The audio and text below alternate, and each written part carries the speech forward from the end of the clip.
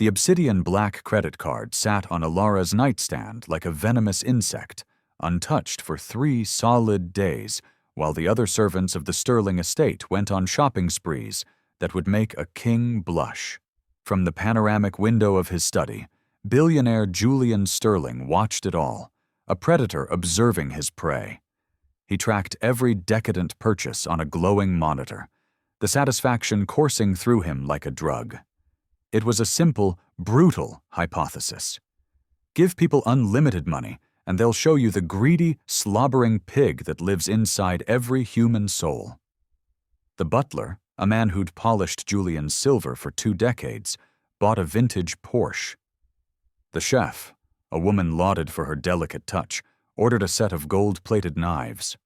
The chauffeur, a man who'd always preached modesty, booked a private jet to a Caribbean island he couldn't even pronounce.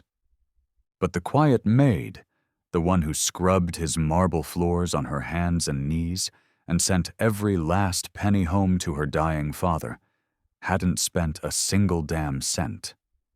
And that, more than any billion-dollar deal gone sour, was starting to piss Julian Sterling off. When Alara finally used the card, it wasn't for herself. And in that one selfless act, Julian Sterling was about to collide with the one person who could teach a man who owned the world that true wealth has absolutely nothing to do with money. Before we dive into the wreckage, I've got to ask, what would you do? Unlimited cash for one day. Be honest. Fix your own life, or fix someone else's? Drop a comment below. I want to see how this plays out. And hey, if you love stories that peel back the ugly, beautiful layers of human nature, do me a favor and smash that subscribe button. You won't regret it. The morning sun bled across the manicured lawns of the Sterling estate, a sprawling monster of glass and stone that seemed to exhale arrogance. Julian stood at his office window, a titan in a tailored suit, watching his staff move like ants in the vastness below. At 58, he'd conquered every market, crushed every rival. He owned private islands, fleets of supercars, and politicians on 3 continents. Yet the chasm in his chest was a void no amount of gold could fill. The media painted him as a ruthless sociopath, a caricature he'd never bothered to correct. Let them think what they wanted. Fear was a currency, he understood. His employees, however, whispered different stories. Tales of bizarre loyalty tests, of psychological games that kept everyone teetering on a knife's edge of paranoia. Some called him eccentric. Others, in hushed tones, used words like monster. Sir, his aide, a perpetually nervous young man named Arthur, knocked softly. The senior staff are assembled in the grand hall, as you requested. Julian turned from the window, his face an unreadable mask of cold indifference. Good. It's time to feed the rats. The grand hall, with its vaulted ceilings and Renaissance tapestries, crackled with a nervous energy that was almost palpable. His senior staff, 32 in total, stood in a loose, anxious cluster. There was Gregory, the butler, his practiced smile never quite touching his cold, calculating eyes. There was Chef Antoine, wringing his hands, his usual French bravado evaporated. And there was David, the chauffeur, his posture a study in false subservience, though Julian could see the greedy gears turning behind his gaze. "I've called you here for an experiment," Julian began, his voice a low growl that ricocheted off the marble. He reached into his jacket and produced a thick stack of obsidian black credit cards, each one gleaming like a shard of the night sky. "These are connected to my personal unlimited account." A collective gasp, a ripple of pure, unadulterated shock went through the group. Gregory's smile faltered, just for a second. Antoine's eyes widened to the size of dinner plates. "Buy whatever your pathetic little hearts desire," Julian continued, stalking slowly along the line of his employees, handing out the cards like a dark priest offering a poisoned sacrament. "Consider it a bonus. a gift, a test. I don't give a damn what you call it. But know this." He leaned in close to a young, terrified housekeeper. "I will see every purchase, and by the time this is over, I will know exactly who and what you are." The silence that followed was suffocating. Julian savored it, watching them squirm, seeing the frantic calculations, the battle between fear and greed playing out on their faces. Is this a trap, Mr. Sterling?" asked Susan, a veteran housekeeper, her voice a mouse-like whisper. Julian's lips curled into something that wasn't a smile. It was the baring of teeth. "Everything in life is a trap, Susan. The only difference is, this time, you get to choose your own bait." As he moved down the line, he came to Alara. She stood near the end, as she always did, trying to make herself invisible. Late 20s, with eyes that held a sorrow too old for her years, and hands calloused from hard work. While others snatched their cards with trembling, eager fingers, Alara's hands remained clasped at her sides. "Take it," Julian commanded, holding the card out to her. "Sir, I can't. I insist." His tone was iron, leaving no room for argument. He found himself studying her, intrigued by her hesitation. It wasn't the calculated reluctance of someone playing a long game. It was genuine, deep-seated discomfort with the offer itself. Alara's fingers trembled as she finally accepted the card, holding it between her thumb and forefinger as if it were radioactive. Julian's gaze lingered on her for a moment too long before he moved on. "No limits," he repeated to the group, his voice a final, chilling decree. "Show me the rot in your souls." The second Julian swept from the hall, the whispers erupted. "It's a trick," Gregory muttered to Antoine. "He'll fire anyone who spends too much. Mark my words." "Or not enough," Antoine countered, his face pale. "You know his games. He'll see it as an insult." David just shook his head, a smug look on his face. "The trick is to spend just right. A luxury item that shows appreciation, but not enough to look like a greedy pig." Alara remained silent, the card in her pocket feeling like a lead weight. She watched as phones came out, fingers furiously swiping through websites for Rolexes, Chanel bags, and exotic vacations. By that evening, the spending had become a grotesque carnival of consumerism. Gregory paraded through the servants' quarters with a new Patek Philippe watch, ensuring the light caught its diamond-encrusted face. Antoine had a custom-built, $1,000 espresso machine delivered to his personal room. The spending was a disease, and it was spreading fast. "What about you, little church mouse?" Susan asked Alara, her tone a mixture of genuine curiosity and pity. "What are you going to buy?" I don't know yet," Alara replied, her voice barely audible. Gregory let out a cruel laugh from across the room. "She'll probably buy a new sponge, maybe some industrial-strength bleach." The others chuckled, but Alara just lowered her head and continued her work. She had learned long ago that the best armor against cruelty was invisibility. From his silent, high-tech study, Julian watched the digital waterfall of transactions. Patek Philippe, predictable. Gold-plated knives, pathetically on-brand. First-class tickets to Fiji, utterly unoriginal. Every purchase confirmed his bleak worldview. Every transaction was another nail in the coffin of human decency, but one account remained stubbornly, maddeningly inactive. Ilara's. "Interesting," Julian murmured to Arthur, who stood by with a tablet tracking the data. "Not a single transaction." "Perhaps she's planning something truly extravagant, sir, biding her time." Julian shook his head slowly. "No, look at her file. Hired a year ago. Never late, never sick. Works double shifts when asked. Sends 90% of her paycheck to a P.O. box in a town I've never heard of. She keeps her head down and vanishes. She's either the most cunning player in this entire house, or she's something else entirely. Or what, sir? Julian didn't answer. His cold gray eyes remained fixed on the single, inactive line on his screen. She's the one to watch, he said, more to himself than to his aide. As night fell, draping the estate in velvet darkness, Ilara sat on the edge of her cot-like bed in her small, sterile room. The black card lay on her nightstand, absorbing the moonlight, a tiny rectangle of infinite possibility and infinite temptation. She could hear the others celebrating, their laughter and boasts echoing down the hall. She picked up the card. It was metal, cool and heavy in her hand. The weight of it felt like the weight of all her problems. It could pay off her father's medical debt. It could get her brother through his last year of college.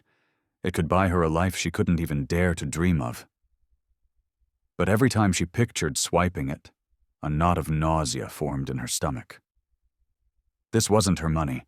It wasn't earned. It was a piece of a rich man's cruel game, and she had no idea how to win without losing a piece of herself.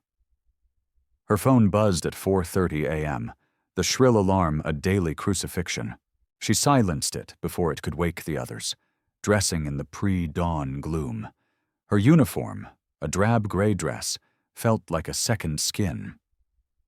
Before this job, she'd worked 3, cleaning motels, washing dishes, and stocking shelves, a relentless cycle of exhaustion just to keep her family afloat.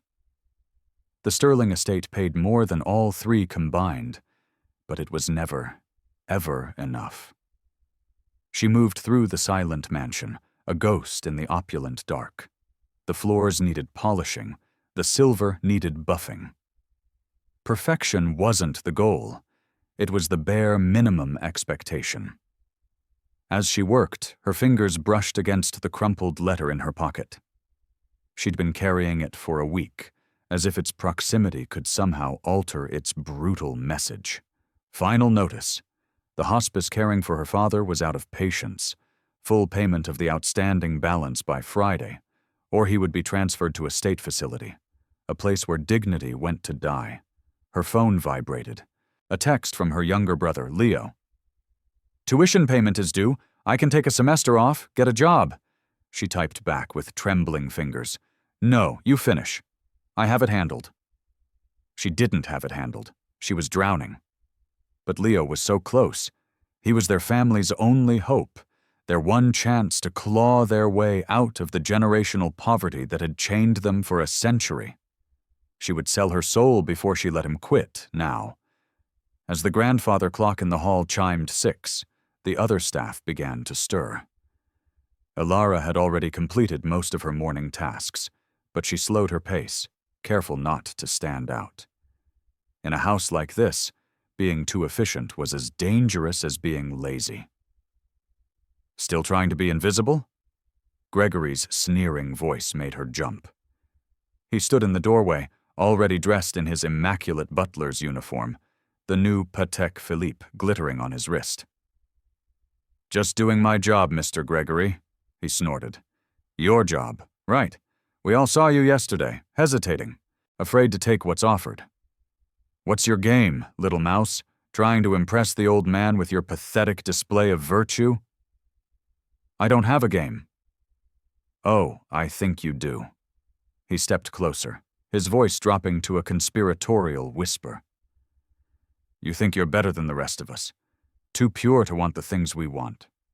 Let me tell you something. In this house, the ones who don't play the game get eaten alive." After he left, her hands were shaking. She hated how he could make her feel so small, so worthless. But she had bigger problems than Gregory. During her 20-minute lunch break in the soulless, stainless steel servant's kitchen, she made the daily call home. Her brother answered, his voice strained with a worry he was trying to hide. "Hey, Elle, how's Dad?" "He's the same, Leo. Fighting. The hospice called again. They were insistent." "I told you, I have it handled." Her voice was sharper than she intended.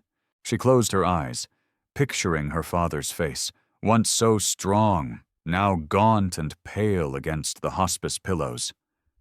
One swipe of the card. That's all it would take. The hospice, the tuition, the mountain of debt. It could all disappear. But it felt like a devil's bargain. "You're working too hard, Elle. You sound tired." "I'm fine, Leo. You just study. You make us proud. That's all I need." After the call, she sat staring at the black card she'd pulled from her pocket. Mr. Sterling had said no limits, but it wasn't hers. And her father had raised her to believe that a person's character was the only thing they truly owned. Taking what wasn't earned, even when offered, felt like a betrayal of his legacy. The afternoon brought a fresh wave of small humiliations. The estate manager found a microscopic speck of dust on a windowsill and berated her for 10 minutes. A junior maid spilled wine on a priceless rug and let Alara take the blame. Through it all, she kept her head down, her face a mask of quiet compliance. Later, she saw the groundskeeper's daughter, a sweet 7-year-old named Lily, struggling with her reading homework in the courtyard. "Miss Alara, can you help me with this word?" Lily asked, pointing at the page. "Of course, sweetheart. Let's sound it out together." As Alara sat with the child, patiently guiding her through the difficult sentences, she didn't notice Julian Sterling watching from his study window. He saw the genuine warmth in her smile, the unfeigned delight she took in the child's small victory. He'd designed this test to reveal greed, to confirm his belief that every person was a transaction waiting to happen. But Alara wasn't playing by his rules. She was breaking his entire experiment. That night, unable to sleep, she sat by her window, the black card in her hand. Tomorrow was Friday, the hospice's deadline, Leo's tuition deadline. Time had run out. She picked up the card, feeling its cold, metallic promise. Tomorrow, she thought. Tomorrow she would use it, and it would change everything. The next morning, under a sky the color of bruises, Alara made her decision. She took the bus into the city, telling the estate manager she had a family emergency, accepting the dock in pay without a word of protest. But she didn't go to Rodeo Drive or Fifth Avenue. She got off in a part of the city Julian Sterling's limousine had never even passed through, a neighborhood of cracked pavement and shattered dreams. Her first stop was a small, independent pharmacy with handwritten signs taped to the window. An old-fashioned bell chimed as she entered. "Can I help you, dear?" the pharmacist asked, his glasses thick as bottle bottoms. "Yes," Alara said, her voice soft but firm. She pulled out a list. "I need to pay for these prescriptions." The list contained her father's expensive, life-extending medications. And she took a deep breath. "I'd also like to pay for any prescriptions you have on hold for people who can't afford them." The pharmacist's eyebrows shot up. "Miss, that's very kind, but we have over 20 accounts on hold. It would be thousands of dollars." "That's fine," Alara said, sliding the black card across the worn counter. The man's eyes nearly popped out of his head. He recognized the card, of course. It was a legend in the service industry, the card of kings and gods. He looked from the impossible piece of metal to Alara's simple dress and worn-out shoes, his face a canvas of confusion. Are you sure?" "Yes, but please, just tell them it was an anonymous donor. It's important they don't know who it was." As he began processing the transactions, his hands shaking, Alara filled a basket with children's vitamins, diapers, baby formula, and prenatal supplements. Things she knew young mothers in her old neighborhood often went without. The total came to over $7,000. "God bless you, miss," the pharmacist whispered as she signed the receipt. "The Garcia boy, he needs this insulin. Mrs. Chen has been rationing her heart medication for months. You..." You might have just saved a life today. Her next stop was 6 blocks away. The county hospital. The kind of place that smelled of antiseptic and despair, where the overworked staff fought a losing battle against budget cuts and human misery. It was where her father had been diagnosed, where they had been told, with clinical pity, that his condition was terminal. She went to the billing department, a place of hushed arguments and quiet tears. "I'd like to pay off some overdue accounts," she told the weary-looking clerk. "Account number?" "No account. I want to pay for families with children, people who are about to be sent to collections." The clerk stared at her, as if she'd sprouted a second head. 20 minutes later, Elara was sitting across from the department director, a stern woman who eyed the black card with deep suspicion. "You want to just pay off random medical debt? Why?"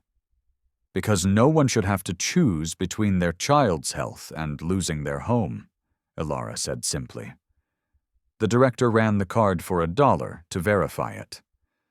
When it went through instantly, her entire demeanor changed. "How much were you thinking of?" "How much would it take to clear the accounts of the 5 families in the most desperate need?"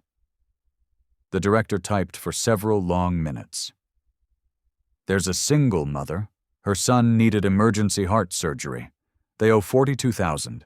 A family of 6 whose daughter is battling leukemia, they owe $65,000. The list went on. The total was staggering. Over $180,000. "I'll pay it all," Elara said, her own voice sounding distant to her ears. The room fell silent. As the transaction processed, Elara heard a commotion in the hallway. A young woman was weeping, clutching a piece of paper, her 2 small children clinging to her legs. "They said it's paid," the woman sobbed to a nurse. "An anonymous donor paid the whole thing. I don't understand. Who would do that?" Elara slipped out a side door before anyone could see her. Her final stop was a dilapidated community center she used to pass on the bus, a place that ran on sheer grit and volunteer hours, offering after-school care for kids whose parents worked 2 or 3 jobs. "I'd like to make a donation," she told the director, a cheerful, exhausted woman with paint stains on her jeans. "That's wonderful. Every dollar helps." "I want to do more than that. I want to buy everything on your wish list. Computers, books, art supplies, sports equipment. A new furnace for the winter. Whatever you need for the next year." 2 hours later, after authorizing purchases totaling over $50,000, Elara left the community center. The director was in tears. "I don't even know your name," she'd said. "It doesn't matter," Elara had replied.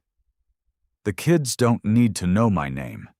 They just need to know someone cares." Back at the Sterling estate, Julian sat in his study, watching the transactions appear on his monitor with a growing sense of disbelief that bordered on vertigo.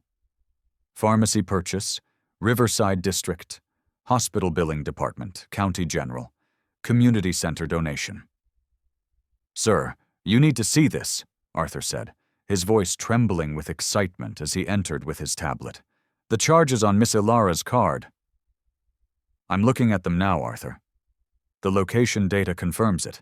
She's been in the city's poorest borough all day." Julian leaned back in his chair, a strange, unfamiliar emotion churning in his gut. Greed, he understood. Selfishness, he expected. This was a language he didn't speak. He'd built his empire on the predictable, transactional nature of human beings. Elara had just taken his entire worldview and shattered it into a million pieces. "What's her angle, Arthur?" he demanded, his voice rough. "There's always an angle." Perhaps there isn't one, sir."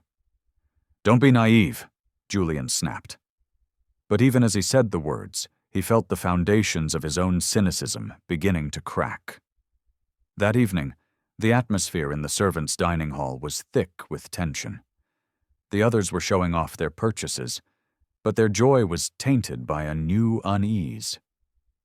They all knew Ilara had finally used her card, and her silence was more damning than any boast. "So, Ilara," Gregory said, his voice dripping with venom. "Spill it. What did you buy with the boss's money? We're all dying to know." Ilara, serving the soup, kept her eyes down. "Just some things that were needed." "Needed?" Antoine laughed. "What? Did you buy a solid gold mop bucket?" "Leave her alone," Susan said, though she too shot Ilara a curious glance. "No, I want to know," David chimed in. "What's the big secret? Are you afraid to admit you bought something nice for yourself for once?" "There's no secret," Ilara said quietly. "I bought some medical supplies and some things for a community center." The laughter that erupted was immediate and brutal. "Medical supplies?" Gregory wheezed, wiping tears of mirth from his eyes. "You had an unlimited credit card and you bought bandages?" Ilara fled to the kitchen, their mockery echoing in her ears. She stood at the sink, her body shaking, not with anger, but with a profound and soul-crushing loneliness. She didn't know that Julian had been standing in the shadows of the adjoining hall, listening to every word. "Arthur," he said quietly to his aide, "I want you to discreetly verify every single one of her purchases. I want to know who she helped. I want to know their stories." Later that night, unable to work, Julian found his mind drifting back decades to a woman named Sarah, the only person he had ever truly loved. He'd been a struggling entrepreneur then, full of dreams and nothing else. She'd left him after he made his first $1 million.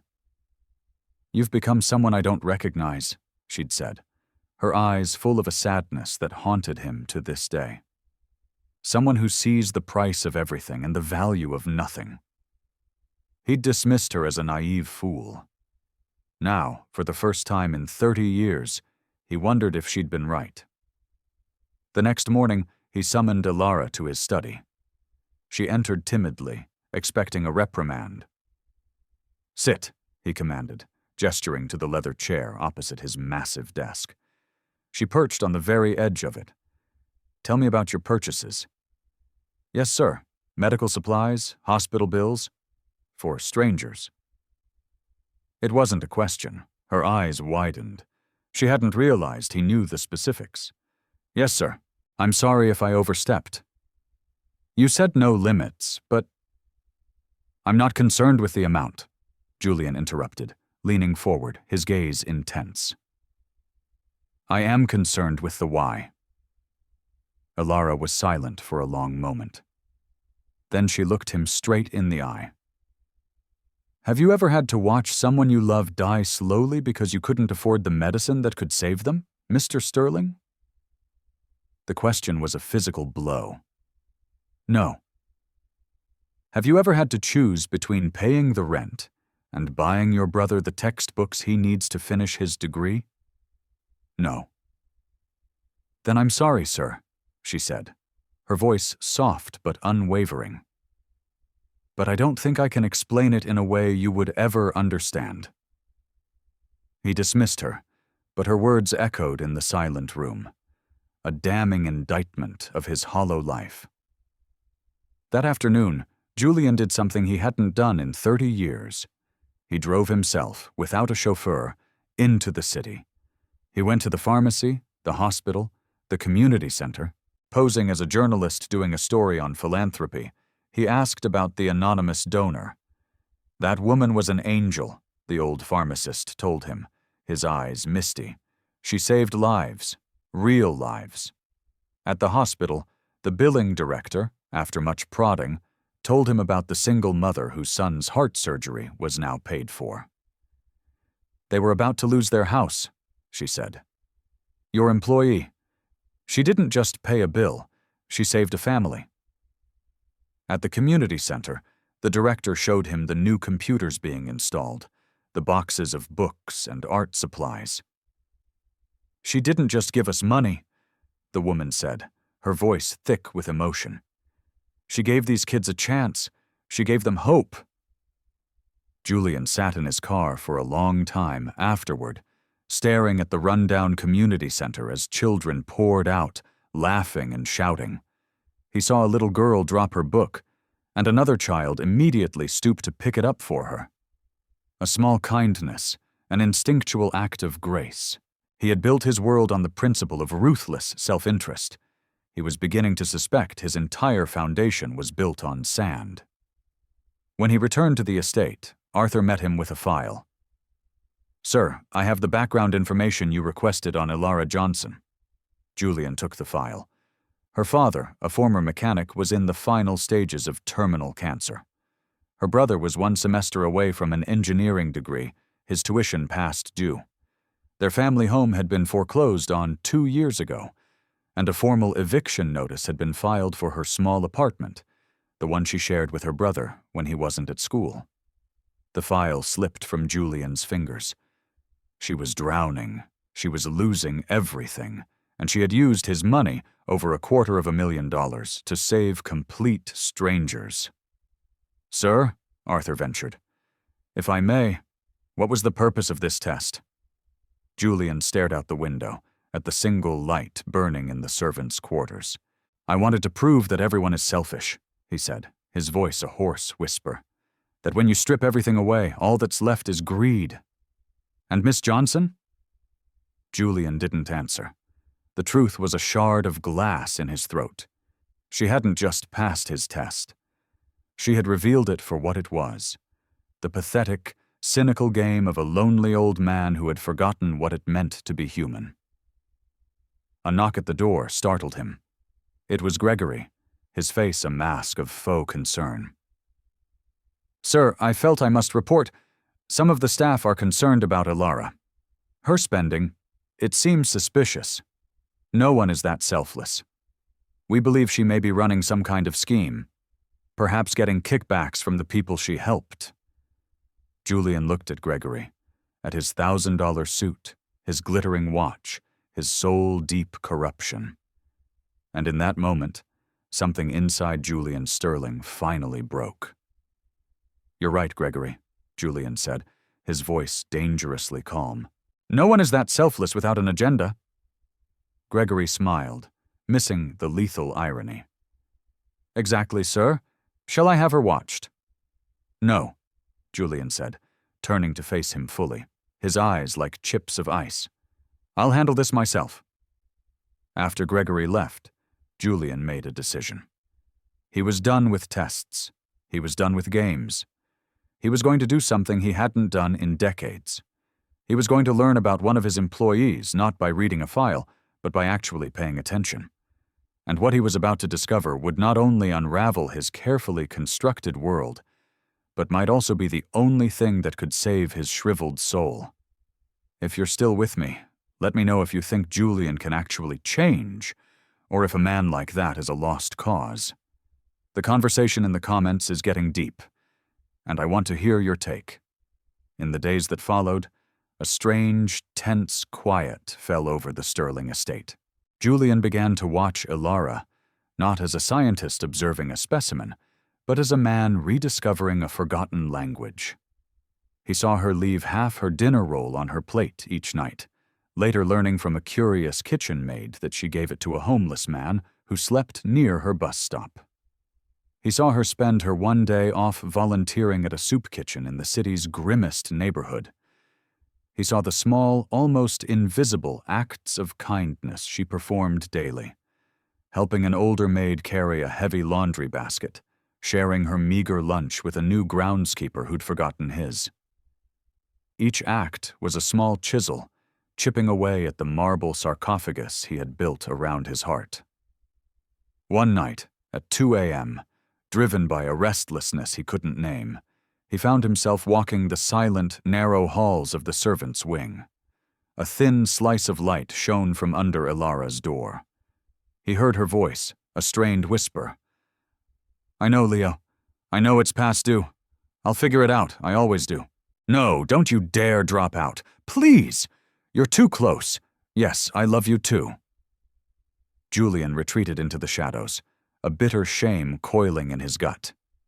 He could solve all her problems with a single phone call, but he knew instinctively that she would refuse his charity. Her pride, her integrity, was all she had left. To offer her money now would be an insult. The next morning, he had Arthur anonymously pay her brother's remaining tuition and settle her father's hospice bill in full, routing the payments through a series of shell charities. It was a coward's move, and he knew it. He was helping from the shadows because he was afraid to face her, afraid of what he might see in her eyes. Not gratitude, but pity. The tension among the staff, however, was escalating. Gregory, sensing his position in Julian's world was shifting, began a vicious whisper campaign. "She's playing him," he'd say to anyone who would listen. "The poor little charity case. It's an act. You watch. She'll be in his will by Christmas." The poison spread. Elara found her cleaning supplies hidden, her work sabotaged, her presence met with cold stares and cruel whispers. She endured it all with a quiet dignity that only seemed to infuriate her tormentors more. One evening, as she carried a heavy tray up the grand staircase, Gregory deliberately stumbled, bumping into her hard. The tray crashed to the marble floor, shattering priceless porcelain. "Clumsy girl," Gregory hissed loudly, for the benefit of the other staff. "Mr. Sterling doesn't suffer fools gladly. Your little charity act won't save you forever." She knelt to pick up the broken pieces, her face burning with humiliation, her eyes stinging with tears she refused to let fall. No one moved to help her. From the shadows of the upper landing, Julian watched it all, and the cold fury that rose in him was something he hadn't felt in years. It wasn't the anger of a businessman whose asset was damaged. It was the rage of a man watching someone he cared for being hurt. That night, he found her in the small staff library, tutoring Lily, the groundskeeper's daughter. When they were finished, the little girl gave Elara a fierce hug. "Miss Elara," Lily asked, her voice small, "why are the other workers so mean to you?" Elara stroked the child's hair. "They're not mean, sweetie. They're just scared." "Scared of what?" "They're scared that being kind makes you weak. They don't understand that it's the strongest thing you can be." After Lily left, Elara sat with her head in her hands, the picture of exhaustion. Julian stepped out of the doorway. "I know you're there, Mr. Sterling," she said without looking up. "How?" "Your cologne. It smells like money and loneliness." The description was so stark, so accurate, it left him speechless. "Did you need something, sir?" "I wanted to ask you, why them? The strangers? Why not your own family?" She finally looked up, and the weariness in her eyes was a physical blow. "When I was a little girl, our apartment burned down. We lost everything. We were standing on the street in the middle of winter with nothing but the clothes on our backs. A woman, a complete stranger, saw us. She took us in. She gave us food, blankets, and let us sleep on her floor for a week until my dad found a new place. I tried to thank her, but she just said, 'Kindness isn't a debt to be repaid. It's a gift to be passed on.' So that's what I try to do, Mr. Sterling. When I can, I pass it on." He stood there, a man who commanded global markets, utterly undone by a story of simple human decency. He thought of his own daughter, Elizabeth. He hadn't spoken to her in 5 years, not since their last explosive argument where she'd called him a heartless checkbook, and he'd accused her of being an ungrateful leech. He'd cut her off from the family fortune, and she'd vanished, becoming a doctor and working, he'd heard, at some free clinic in a god-forsaken slum.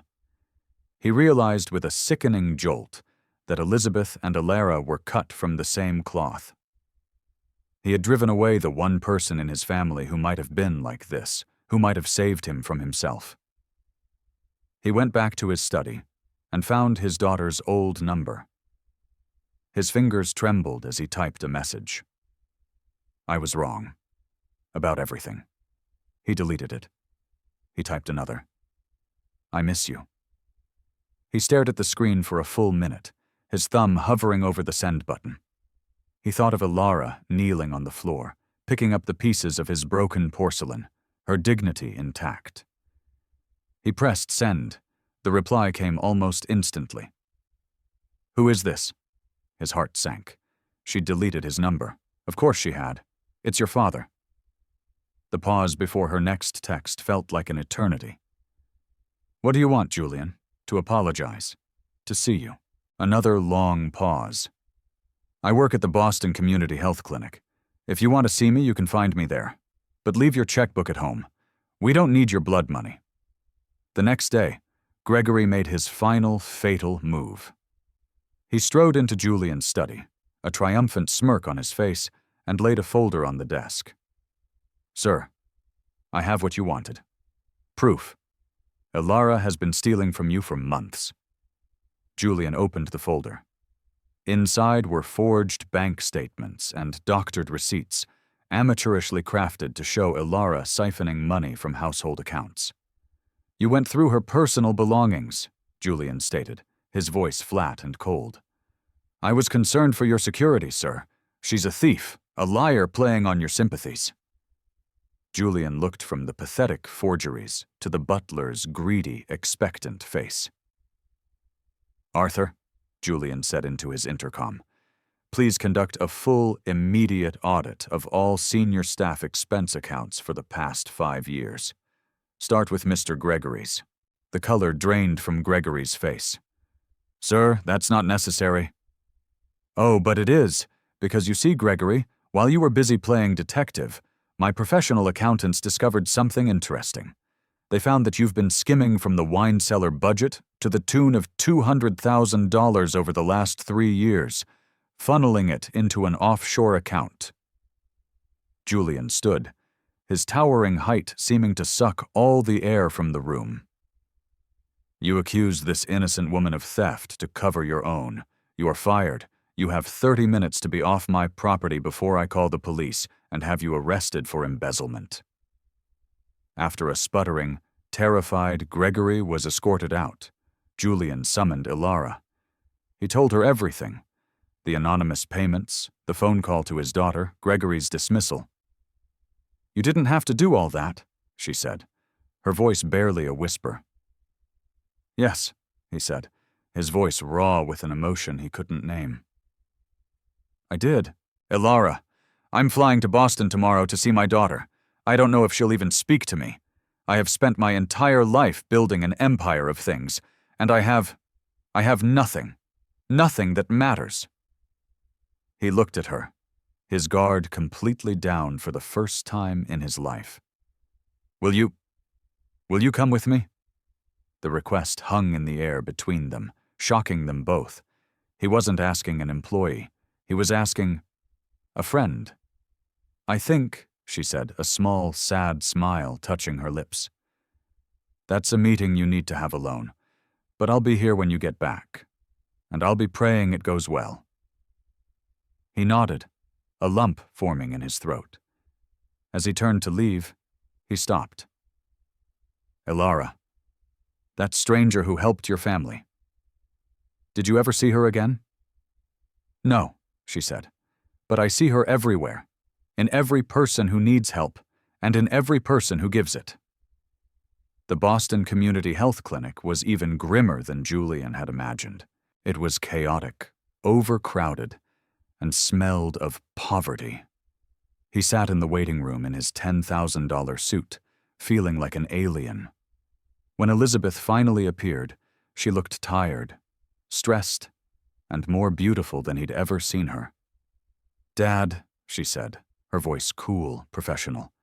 Elizabeth, you look good. I'm busy. What do you want?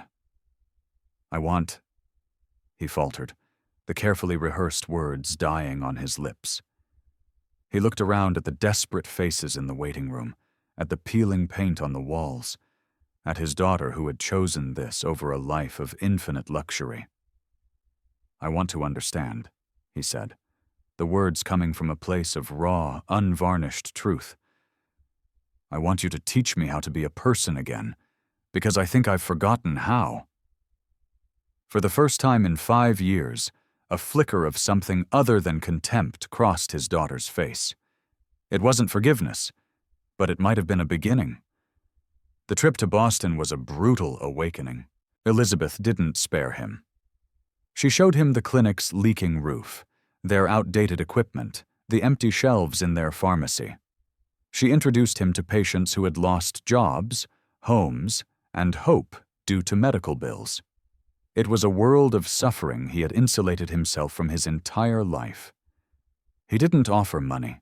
He just listened, his heart cracking open with every story. When he returned to the estate, he felt like a different man.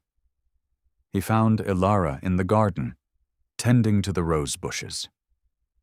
"How was it?" she asked, not looking up from her work. "Humbling," he said.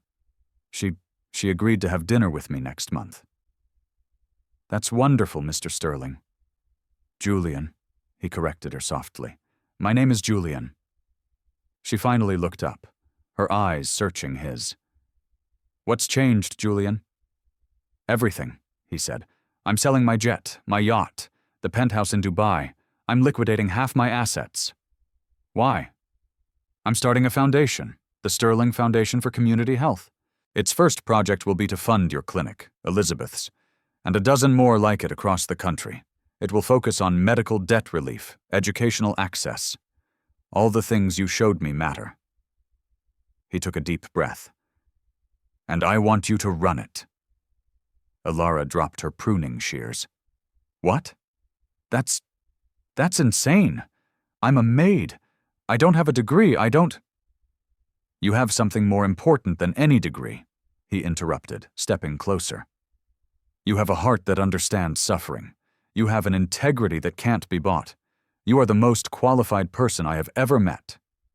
"I can't," she whispered, shaking her head. "The staff. People will say—" "I don't give a damn what they say," he said, his voice fierce.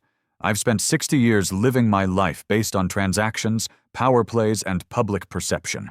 I'm done. Ilara, please, help me do something good. Help me build a legacy that isn't just a pile of money.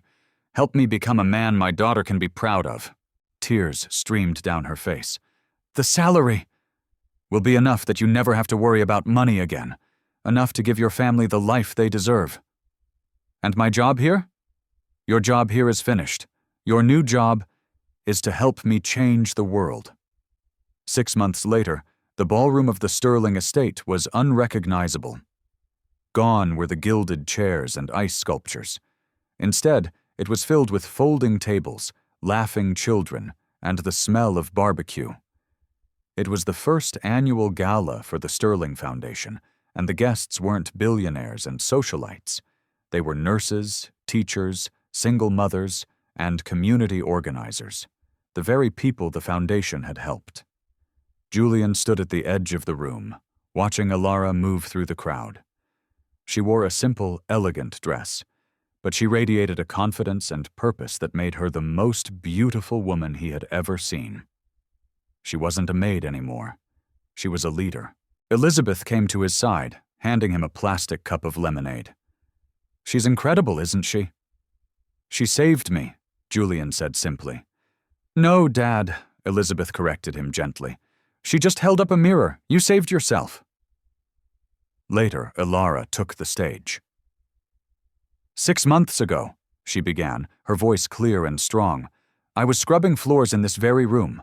I believed the world was divided into the powerful and the powerless, but I've learned that's not true.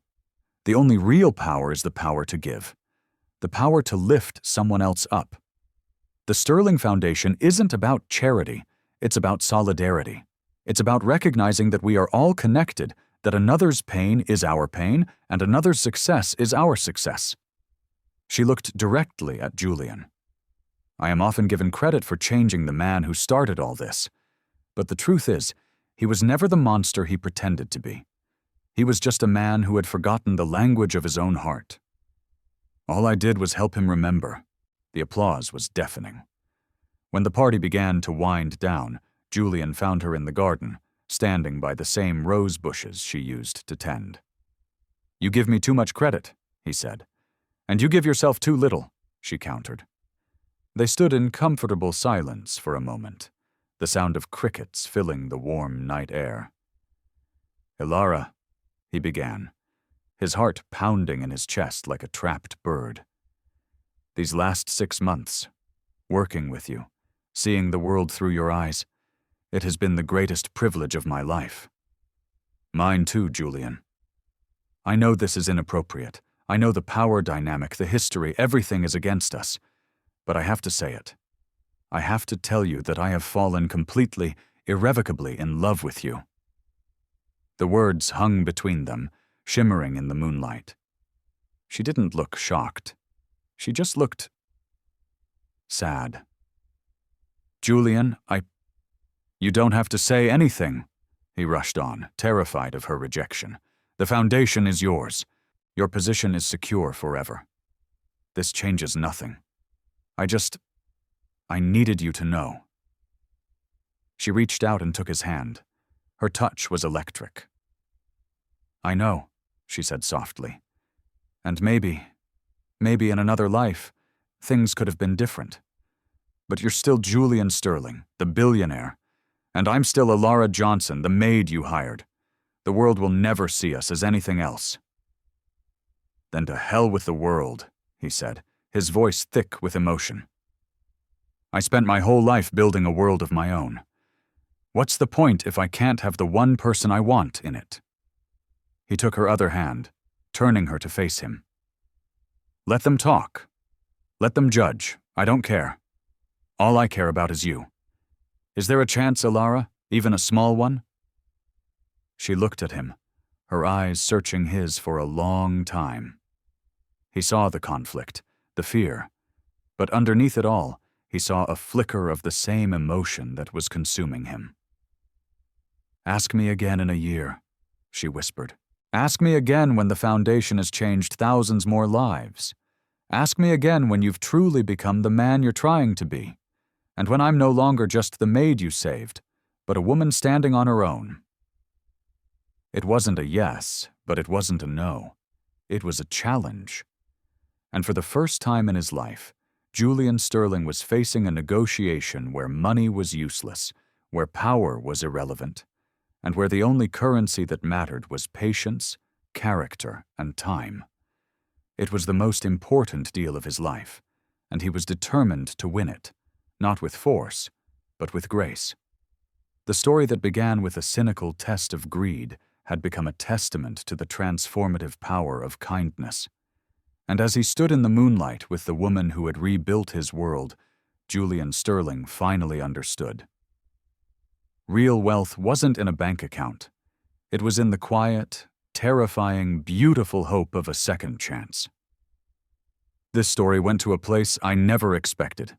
It started with a test of greed and ended up being about love, redemption, and what it truly means to be wealthy. But the question I asked at the beginning still stands. What would you have done with that card? Be brutally honest in the comments. And if this journey from cynicism to hope moved you, please hit that like button and subscribe for more stories that dig deep into the heart of what makes us human. Thank you for watching.